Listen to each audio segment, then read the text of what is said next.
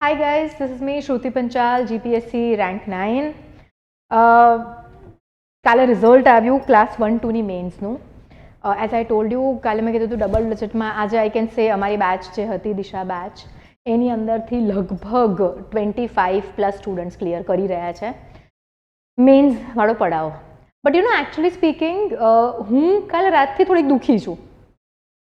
કેમ દુઃખી છું? કારણ કે દેવર લોટ ઓફ સ્ટુડન્ટ્સ જે લોકોએ બહુ જ મહેનત કરી છે અને મેં પોતે એ લોકોની સાથે બહુ જ મહેનત કરી છે. આખો જે જર્ની છે અમે સાથે પાસ કરી છે. And few of them they have not cleared the exam. તો એવું થાય કે ભાઈ 2 જણ સાથે તૈયારી કરતા હોય, એક જણની બહુ જ સરસ આન્સર રાઇટિંગ સ્કિલ્સ ડેવલપ થઈ ગઈ હોય, બીજું વ્યક્તિ થોડુંક પાછળ હોય, છેલ્લે બકઅપ કરી લે અને એનું ક્લિયર થઈ રહ્યું છે, અને જે વ્યક્તિનું ઓલરેડી સરસ લેવલ પહોંચી ગયું હતું એ ક્લિયર નથી કરી રહ્યું. તો today I want to talk about કે કેમ આવું થાય છે. લોટ ઓફ સ્ટુડન્ટ્સ, તમને લોકોને એવું લાગતું હશે કે મારું તો થઈ જ જશે, મારું તો બહુ સરસ પેપર ગયા હતા, પણ મારું નથી થયું. મને એક બીજા સ્ટુડન્ટનો ફોન આવ્યો કે મેમ મારા બહુ જ સરસ પેપર્સ ગયા છે, પણ મારો એક ફ્રેન્ડ છે એના એક પેપરમાં 3 ક્વેશ્ચન્સ છૂટી ગયા હતા, તો પણ એ ક્વોલિફાય કરી રહ્યો છે, મારાથી ક્વોલિફાય નથી થઈ રહ્યું. તો વોટ આર ધ રીઝન્સ? કેમ આવું થઈ રહ્યું છે? તો guys, let me tell you, this is not new, right? For us, હું તો 8 યર્સથી આમાં છું. 2017, હવે તો આઈ થિંક ઘણા બધા ઓર વર્ષ થઈ ગયા. 8-9 યર્સથી આ જ ફિલ્ડમાં છું. 17 વાળી મેં એક્ઝામ આપી હતી ત્યારથી, એન્ડ મેં બહુ જ બધા મેન્સના રિઝલ્ટ જોયા છે.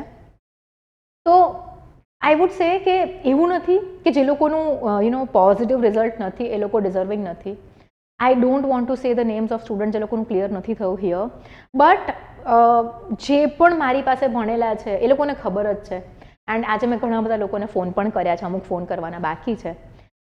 They all were deserving. તો ડિફરન્સ ક્યાં પડી જાય છે? Okay, so one reason is I spoke to students, અને એના પછી I have figured out the reasons. બરાબર, જે કોમન વસ્તુઓ છે એની વાત નહીં કરીએ આપણે રિયલ રીઝન્સની વાત કરીશું. એક સ્ટુડન્ટ હતો, પહેલેથી એનું સરસ પરફોર્મન્સ હતું, બટ સમહાવ મોક ટેસ્ટ એણે આપી પછી એનો કોન્ફિડન્સ જે છે ને એ બહુ લો જતો રહ્યો. તો સૌથી પહેલું લર્નિંગ એ છે કે ભાઈ મોક ટેસ્ટના જે માર્ક્સ છે ને એને બિલકુલ મગજ પર નહીં લેવાના. બિકોઝ પેપર્સ યુઝ્યુઅલી બાકી બધી જ જગ્યાઓ પર કોણ પેપર ચેક કરે છે? જે વ્યક્તિ જે પોતે મેન્સ ક્લિયર નથી કરી શકી રહ્યા, જે રેન્ક નથી લાવી શકી રહ્યા, they are checking your papers based on એમને કોઈક મોડલ આન્સર આપવામાં આવ્યો છે, ક્યાં તો એ એઆઈ પાસેથી પૂછીને કરે છે. Now when you will be very attach to your marks ને કે ભાઈ મારા માર્ક્સ સારા આવે છે, હવે મારે પેપર લખવાની જરૂર નથી, that is the first point જ્યાં તમે મિસ્ટેક કરો છો. ક્યાં તો પછી મોક ટેસ્ટમાં માર્ક્સ ઓછા આવ્યા અને તમે એવું ધારી લો છો કે ભાઈ હવે મને નથી લાગતું આ વખતે મારું થાય, કારણ કે જો ને એક્ઝામ પહેલાં જ મોક ટેસ્ટમાં તો આટલા ઓછા માર્ક્સ આવ્યા. તો મોક ટેસ્ટ આપવાની છે, બટ તમારે એને એઝ અ લર્નિંગ કર્વ લેવાનું છે કે કઈ મિસ્ટેક્સ મેં કરી છે જે મારે રિપીટ નથી કરવાની, કઈ વસ્તુઓ મેં કરી છે જેના મને સારા માર્ક્સ મળી રહ્યા છે તો હું એ વધારે રિપીટ કરવાનો ટ્રાય કરું. પેપર કમ્પ્લીશન સ્ટ્રેટેજી, પહેલાં કયા ક્વેશ્ચન્સ લખીશ હું, પછી કયા ક્વેશ્ચન્સ લખીશ, that is what you should do in a mock test. Don't go for marks. Okay, કારણ કે મોક ટેસ્ટમાં જે રીતે પેપર ચેક થાય છે અને જીપીએસસીમાં જે રીતે ચેક થાય છે બહુ જ ડિફરન્સ પડી જાય છોકરાઓ. તો don't do this. Second thing કે ભાઈ તમારું માઇન્ડસેટ ક્યારનું, ધોઝ 3 hours ઓફ એક્ઝામ, ક્વેશ્ચનની ડિમાન્ડ તમે કદાચ ફૂલફિલ કરી છે, કદાચ તમે નથી કરી. તો ડ્યુરિંગ ધી એક્ઝામ તમે કયા માઇન્ડસેટમાં છો, કઈ રીતે લખી રહ્યા છો, that also max a huge difference in your GPSC result, right?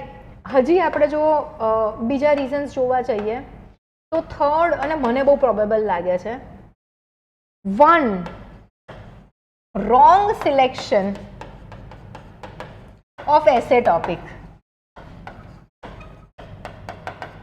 And guys, તમને લોકોને ખબર છે પાસ ક્વોલિફાય થવાવાળા અને ના થવાવાળા સ્ટુડન્ટ્સની વચ્ચે ઘણી બધી વખત એવું થતું હોય છે કે બસ 2-4, 1.5, 3-4 માર્ક્સનો ડિફરન્સ હોય છે.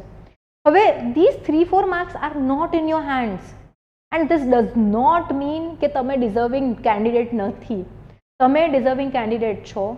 તમારી કઈ કઈ વસ્તુઓમાં ગેપ્સ રહી ગઈ છે, ક્યાં ક્યાં મિસ્ટેક થઈ છે, એ આઈડેન્ટિફાઈ કરો. અને હવે નેક્સ્ટ મેન્સ આવે પહેલાં તો તમારા પેપર્સ પણ તમારા હાથમાં આવી જશે. તો ટ્રાય ટુ આઈડેન્ટિફાય કે તમે એનરિચમેન્ટ કઈ રીતે કરશો તમારા પેપર્સમાં. ડેટા ફેક્ટ નથી યાદ રહેતો, કદાચ એ વસ્તુ મિસિંગ છે, કદાચ એક્ઝામ્પલ્સ મિસિંગ છે. શું મિસિંગ રહી જાય છે? તમે કદાચ ડાયમેન્શન્સ ઓછા ઓપન કરી શકો છો, કદાચ તમારી થોટ પ્રોસેસ ક્યાંક અટકી જાય છે, કદાચ તમે ક્વેશ્ચનને પ્રોપરલી ડીકોડ નથી કરી શકતા. ડોન્ટ ગેટ ઇનટુ આમાં ફોમો રાખવાની કે ડરી જવાની કે ડિપ્રેસ થવાની કોઈ જ વસ્તુ નથી. એક વસ્તુ યાદ રાખો, જ્યાં સુધી આપણે હથિયાર ફેંકી નથી દીધા ને ત્યાં સુધી આપણે હાર્યા નથી. રાઈટ? સો આ વર્ષે નહીં, આવતા વર્ષે નહીં, તો એના આવતા વર્ષે રેન્ક તો આવશે જ. યાર મને 4 વર્ષ થયા 9th રેન્ક લાવતા. So don't worry about it. લાઈફનું એક ફેઝ છે, તમને ઘણું બધું શીખવાડશે. એન્ડ આ 3 જે મિસ્ટેક્સ છે આ ના કરો. Stop comparing your marks with your friends.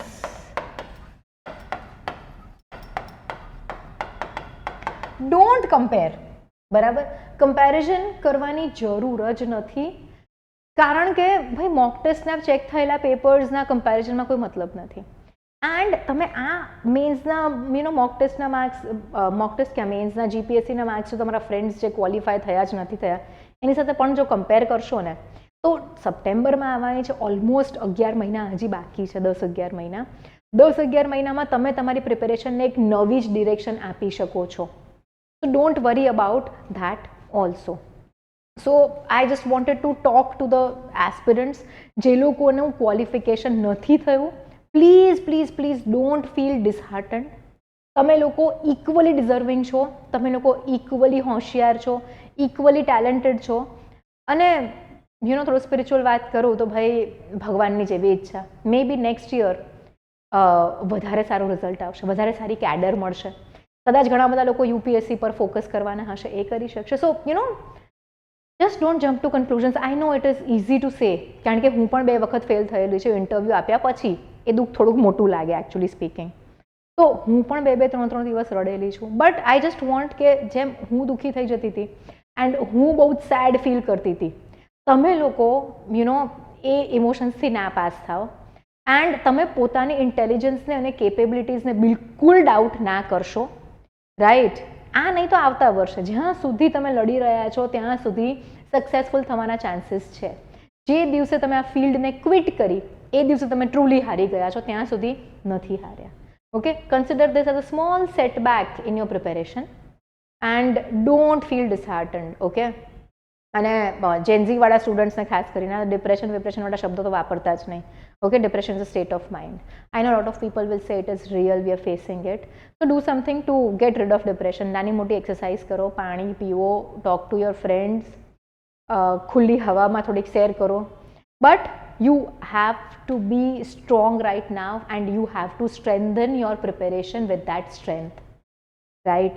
So all those students who have not cleared the exam, you are very deserving. Okay? અને next year you will make it. આ જ એટીટ્યૂડથી થાક્યા વગર ભણો. And yes, last line for the candidates who have qualified, we will be having interview guidance programme very soon.